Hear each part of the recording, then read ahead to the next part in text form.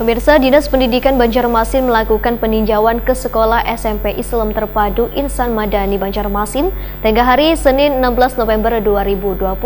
Kunjungan ke sekolah yang berlokasi di Jalan Sungai Gampa Banjarmasin Utara tersebut dalam rangka visitasi penilaian kelayakan sekolah dalam sistem pembelajaran tatap muka. Pemirsa, langsung aja kita saksikan kabar lengkapnya.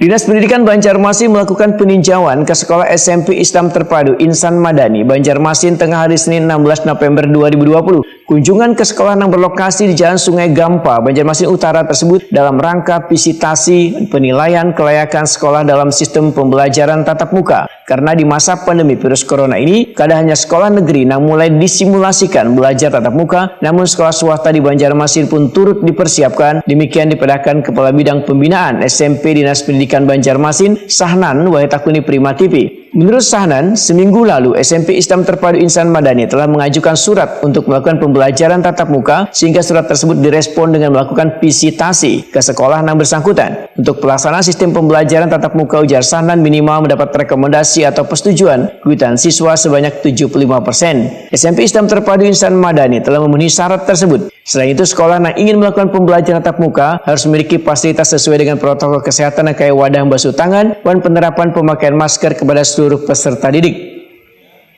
Oh iya, kemarin di satu minggu yang telah lalu SMP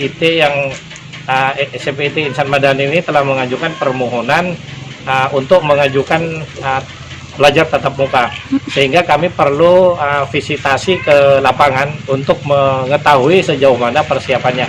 Ternyata memang alhamdulillah semuanya telah siap dan layak di SMP Insan Madani ini untuk melaksanakan tatap muka. Ini apakah nanti akan ada visitasi lanjutan dari tim gugus atau cukup dari Dinas Pendidikan ini, Pak? Cukup dari Dinas Pendidikan aja, bahwa itu sudah layak harus dilaksanakan. Akan tetapi nanti kalau sudah melaksanakan pembelajaran tatap muka, nah insya Allah mungkin apakah dari gugus tugas bisa meninjau ke sini, mengetahui pada saat pembelajaran berlangsung. Untuk syarat izin orang tua minimal berapa persen, Pak? Paling tidak kurang lebih 75% ke atas lah. 75% ke atas, surveinya, hasil survei menyatakan bahwa setuju itu bisa dilaksanakan, di samping kesiapan dari seluruh peralatan, seluruh prasarana, dan termasuk juga kesiapan guru untuk mengadakan tatap muka. Sahnan menambahkan, sudah ada beberapa sekolah yang mengirim surat untuk meminta pembelajaran tatap muka, salah satunya SMP Muhammadiyah II Banjarmasin.